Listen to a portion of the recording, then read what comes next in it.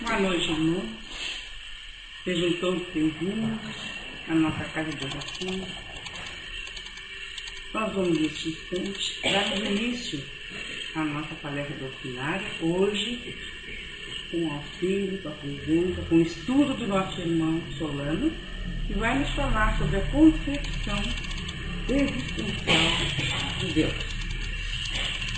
Queridos irmãos, nós vamos então, neste instante, fecharmos os nossos olhos, relaxarmos bem o nosso corpo físico, buscarmos a nossa elevação e vendo ao nosso Pai, que é o nosso Deus, nosso Criador, Senhor da vida.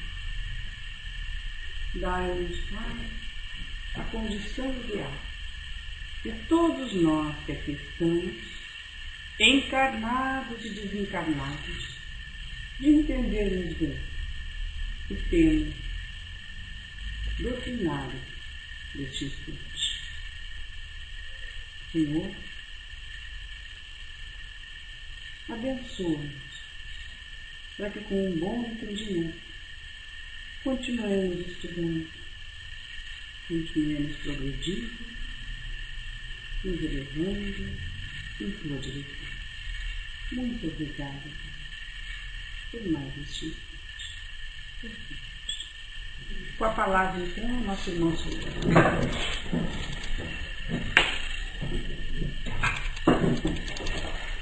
Meus irmãos, uma boa noite. Nos cabe falar hoje sobre a concepção existencial de Deus. Durante esses breves instantes, vamos abordar, enfim, o que é Deus, ou quem é Deus, qual a relação que existe entre nós, homens, e Deus, e qual a relação que existe entre Deus e os seus filhos, nós mesmos. Pois bem, no dicionário, a palavra Deus está definida como ente infinito e existente por si mesmo, a causa necessária e fim último de tudo o que existe. Isso está escrito lá no nosso dicionário de língua portuguesa. Nós sabemos que a crença em um ser supremo, em uma divindade, acompanha o homem desde sempre, desde o seu nascimento, desde o seu aparecimento aqui na Terra. A percepção dessa divindade criadora, no entanto, ela vem variando, ela vem sendo modificada através do desenvolvimento do homem nos seus mais variados aspectos: intelectual, científico, tecnológico e espiritual.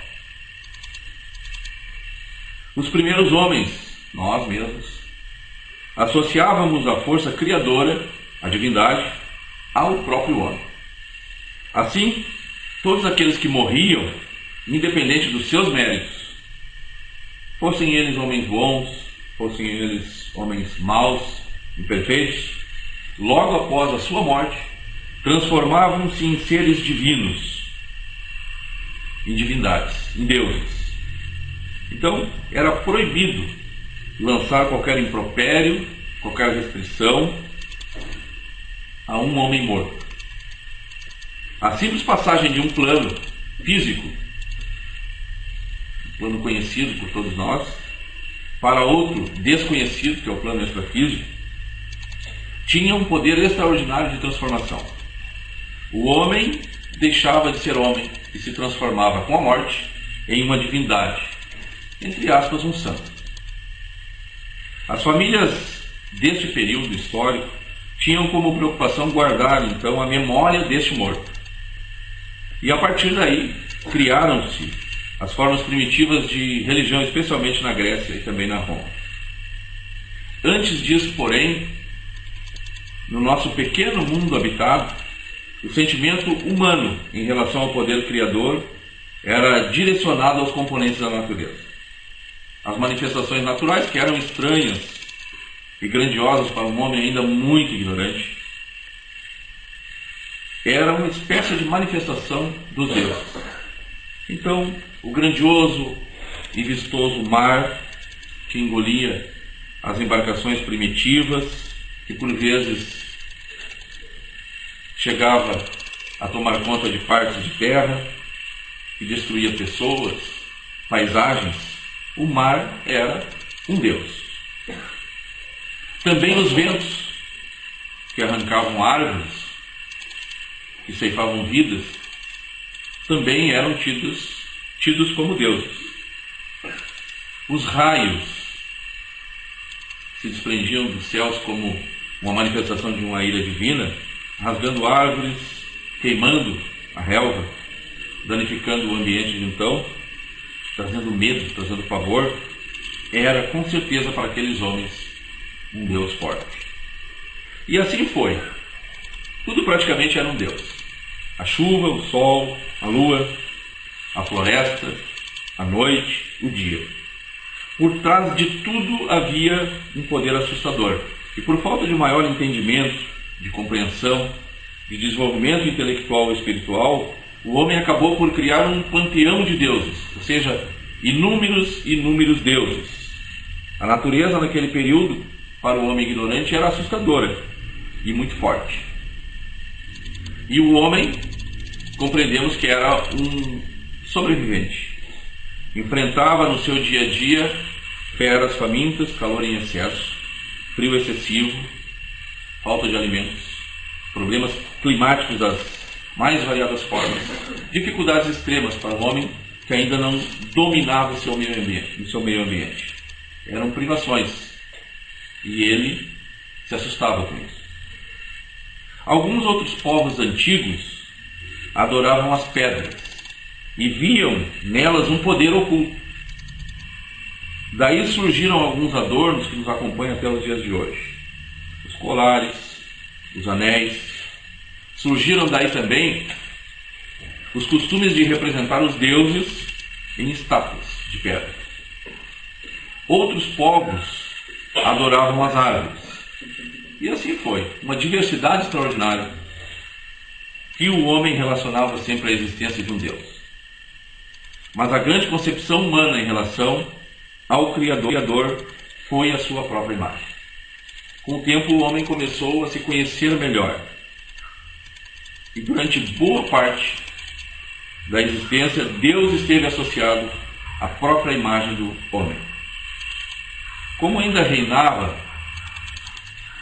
pleno mistério em relação às leis naturais, a existência de um mundo além dos nossos olhos, criou-se a ideia de que Deus só poderia ter uma forma, a forma conhecida, a forma de um homem. Assim, os sentimentos desse Deus humano só poderia ser tal qual um humano.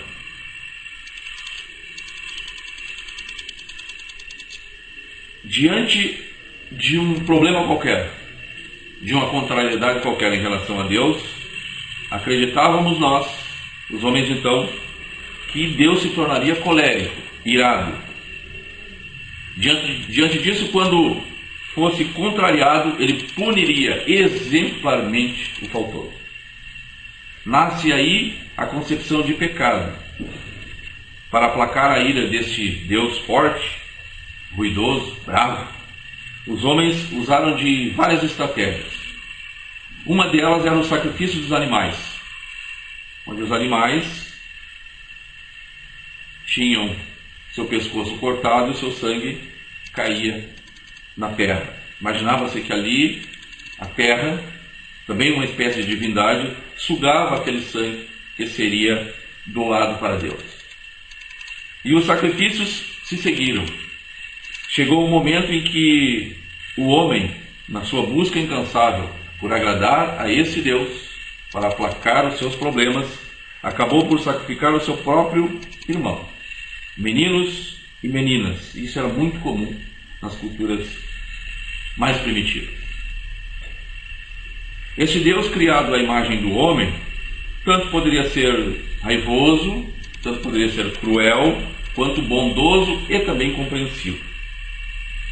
Como o nosso humor varia conforme os desafios que nós vamos enfrentando, conforme as dificuldades, conforme as experiências que nós vamos implementando ao longo da nossa existência, imaginávamos nós lá na antiguidade, que também Deus assim seria. E ele se mostraria num dia belo, num dia lindo de sol, como alguém que está tranquilo, como alguém que está harmonizado. Então, em determinadas épocas do ano se faziam festas, por exemplo, na primavera, se faziam grandes festas em homenagem a Deus, através do oferecimento de vinho, de música, enfim, em festas romanas que depois vieram a dar no nosso carnaval. E naqueles períodos mais sombrios, com tempestades de raios, mostrava-se ali que Deus estava rancoroso, que Deus estava raivoso, que Deus estava nervoso. A necessidade de punir aqueles que desrespeitavam os mandamentos desse Deus talvez tenha inspirado os homens na criação da imagem que acompanha a nossa civilização há milhares de anos, que é a imagem do inferno. Ou seja, aquele que não caminha no exato caminho que este Deus, entre aspas, determina a seus filhos, ele tem uma pena muito rigorosa. Ele é destinado por este pai raivoso, que não admite qualquer contrariedade, a levar o seu corpo e seu espírito para um local extremamente ruim, um local extremamente flamejante, que é um local de alta temperatura, de mau cheiro e de onde ninguém jamais sairá. Essa, pelo menos, é a imagem que se criou. Depois a gente vai ver por que se criou essa imagem. Por outro lado, aquele ser que caminha em um traçado reto ganha o reino dos céus. Ora, por mais ignorante que seja o homem, ele sabe que não há como caminhar sem um deslize qualquer durante a nossa existência. Então, todos estariam fadados ao mesmo caminho. Todos seguiriam para esse local chamado inferno.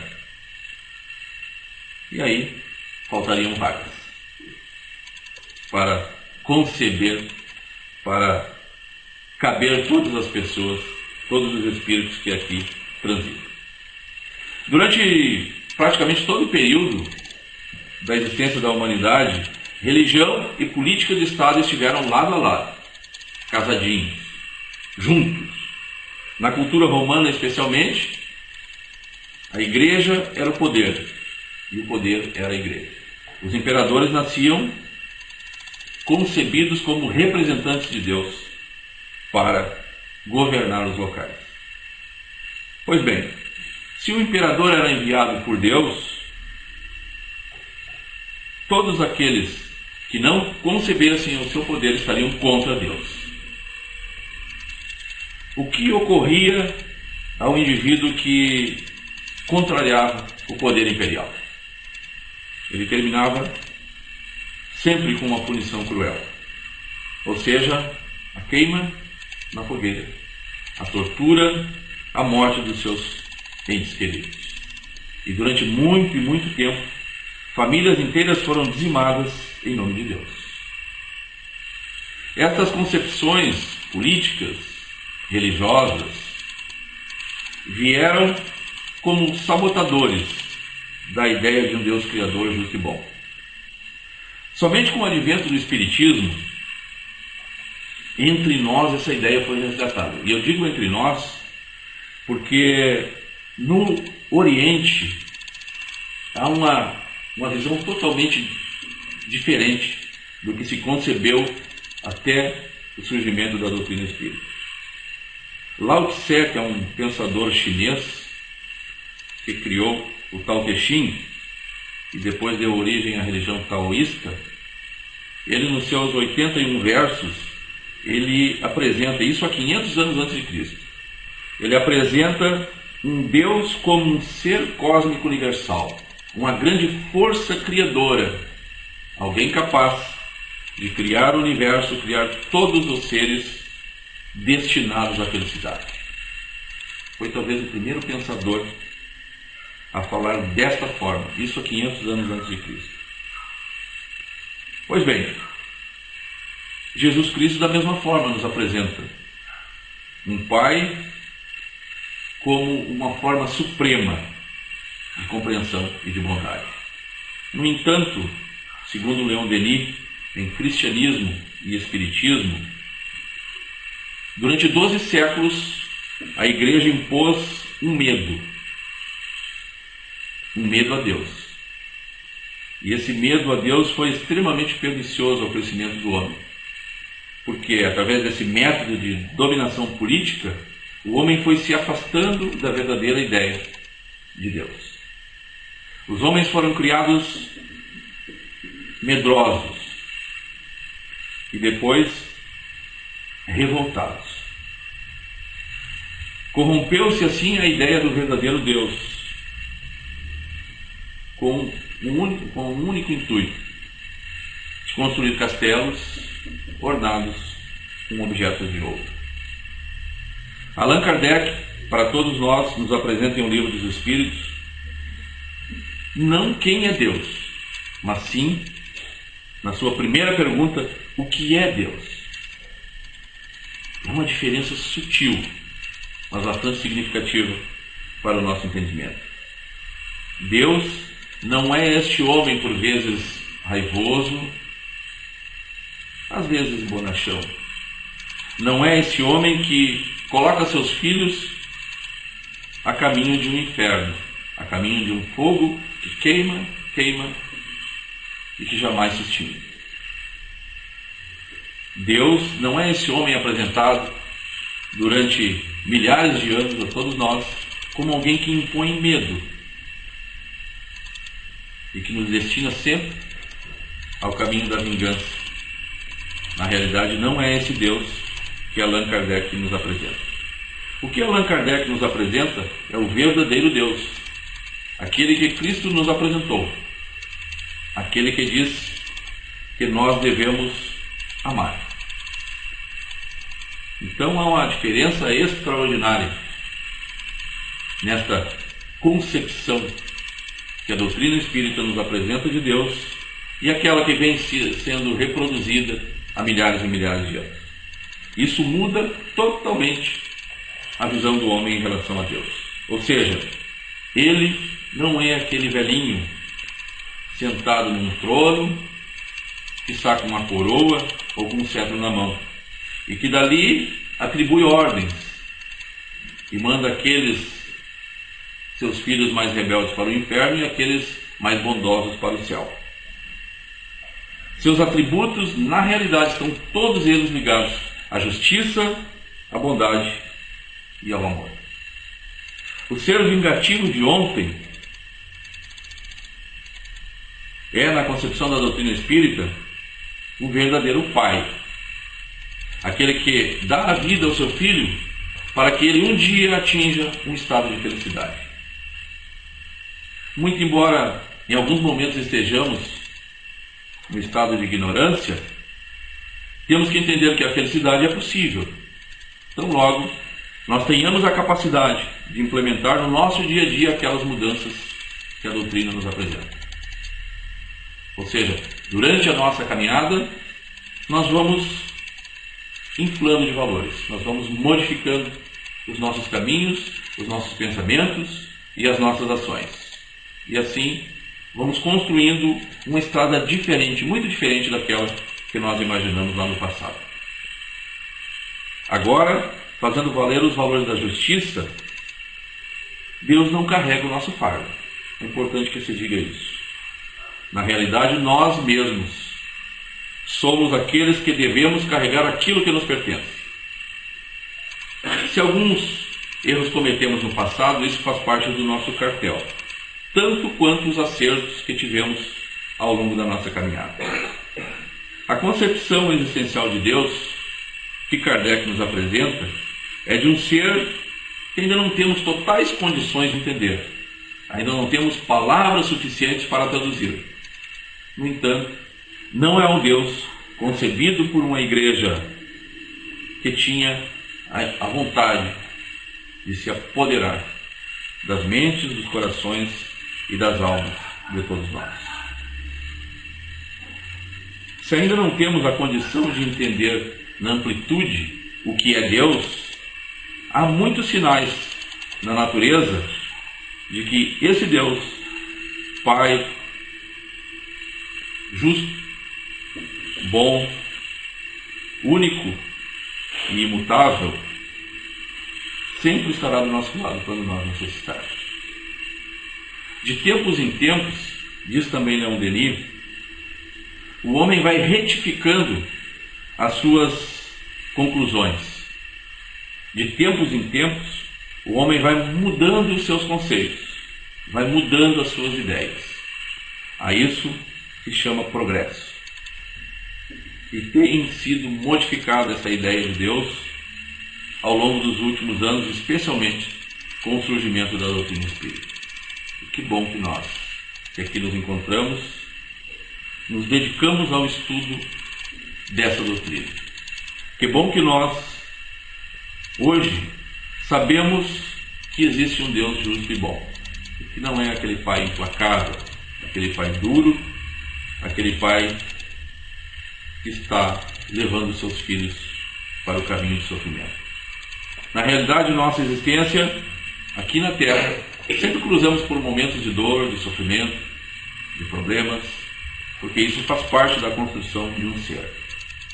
Nós, no passado, não fizemos tudo corretamente como devíamos. Talvez nessa existência ainda não estamos fazendo tudo exatamente como devemos fazer. No entanto, já temos a consciência de que o nosso caminho depende muito do nosso conhecimento intelectual, moral e espiritual. E que o nosso fardo é exatamente aquele que nos cabe. Às vezes algumas pessoas, na ânsia de mostrar a sua fé, dizem que eu coloco tudo nas mãos de Deus. Na realidade, Deus é compreensivo. E mesmo nesses momentos de ignorância ou de desespero, Ele é bom e justo. Tão bom que, às vezes, através da fé, a pessoa trabalha com mais dedicação, trabalha com mais vontade, e ela mesma produz o resultado. Atribui a interferência da providência divina, da providência divina. No entanto, às vezes é o próprio esforço do indivíduo, renovado pela sua fé, renovado nas suas forças, porque o nosso Pai, nosso Criador, com certeza está sempre nos acompanhando. Meus irmãos, é muito importante que nós continuemos estudando nas obras básicas, que nós continuemos analisando as questões da doutrina com bastante atenção. Às vezes, uma palavrinha modifica toda uma conceituação. Kardec nos mostra quando diz o que é Deus. E a gente às vezes olha e puxa, parece que está errado isso aqui. Mas quem é Deus, talvez fizesse um pouco mais de sentido. Mas Kardec estava intuído, estava trabalhando por uma grande missão, que é apresentar na sua essência como é o trabalho do nosso Criador. Que nosso Pai, nosso Criador, de justiça e bondade, esteja sempre conosco, que todos nós saibamos, no nosso dia a dia, utilizarmos essas ferramentas que recebemos, que é a doutrina espírita, para o nosso progresso. Meus irmãos, todos tenham uma boa noite. Muito obrigado pela atenção.